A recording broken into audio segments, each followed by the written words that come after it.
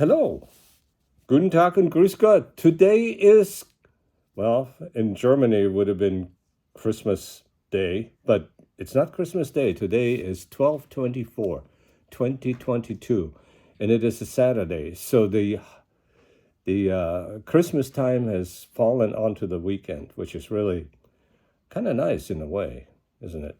So I have my family here, and as it is tradition in the past, there will be a reading of the night before Christmas, and I just wanted to hold up the book so that everyone can see the book that I'm going to be reading from. So it is the night before Christmas. And of course, it's better to read with readers. I have to actually show you the photographs or the artwork in the front because it's so, I would say, almost like 15th century, maybe 14th century. If you take a look at how these guys are depicted here with their shoes and so forth, the children, the adults, this is so typical from like the Grimm's fairy tales. If they're illustrated, you have an illustrated book from Grimm's fairy tales. So this is The Night Before Christmas by Clement C. Moore and illustrated by Mary Engelbright.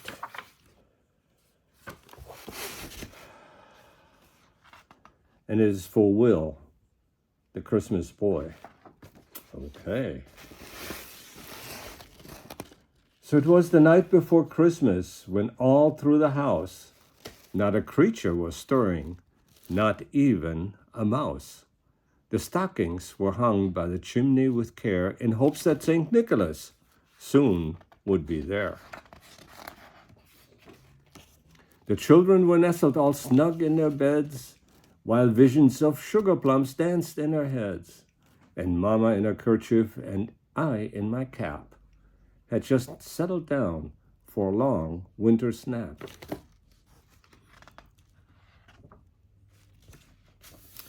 When out on the lawn there arose such a clatter, I sprang from my bed to see what was the matter. Away to the window I flew like a flash, tore open the shutters and threw up the sash. The moon on the breast of the new-fallen snow gave a luster of midday to objects below, when what to my wondering eyes should appear but a miniature sleigh and 8 tiny reindeer. That was with a German accent, reindeer, With a little old driver so lively and quick, I knew in a moment it must be St. Nick. More rapid than eagles, his coursers they came, and he whistled and shouted and called them by name. Now Dancer, now Dasher, now Dancer, now Prancer and Vixen, on Comet, on Cupid, on Donner and Blitzen. To the top of the porch, to the top of the wall, now dash away all. As dry leaves that were before the wild hurricane fly, when they meet with an obstacle mount to the sky, so up to the housetop the coursers they flew, with sleigh full of toys, and St. Nicholas too. And then in a twinkling I heard on the roof the prancing and pawing of each little hoof. As I drew in my head, I was turning around. Down the chimney, St. Nicholas came in a bound. His eyes, how they twinkled, his dimples now merry, his cheeks like roses, his nose like a cherry, his droll little mouth was drawn up like a bow, and the beard of his chin was as white as the snow.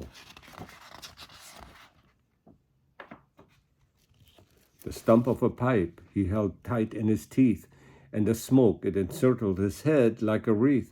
He had a broad face and a little round belly that shook when he laughed like a bowl full of jelly. Know about that. He was chubby and plump, a right jolly old elf. And I laughed when I saw him, in spite of myself. A wink of his eye and a twist of his head soon gave me to know I had nothing to dread. He spoke not a word, but went straight to his work and filled all the stockings, then turned with a jerk, and laying his finger aside of his nose, and giving a nod, up the chimney he rose. He sprang to his sleigh, to his team gave a whistle, and away they all flew like the down of a thistle. But I heard him exclaim, ere he drove out of sight, "Merry Christmas to all, and to all a good night." Anyway, I just wanted to relate just one quick story, about my mom telling me that on the 24th, Christmas Eve, there's this one time in the year when the animals can speak. And if you're really clever and sneaky, you can sneak up to them and you hear them probably complaining about how treatment they got throughout the year. So anyway, my friend and I, when we were kids, we actually somehow stayed up because I remember there was a Hof in the middle of town, and we knew they had cows and chickens and things like this, and we tried to sneak up to it, but the places they were locked, but we did hear the animals, and you know what? There was only mooing and oinking and chicken, and mostly it was quiet, and we just never heard them speak. But I've just never forgotten that story. So with that, I'm going to sign off on this video because this is our Christmas tradition. And I'm going to see whether I can sneak up on some animals. Merry Christmas to all, and to all a good night.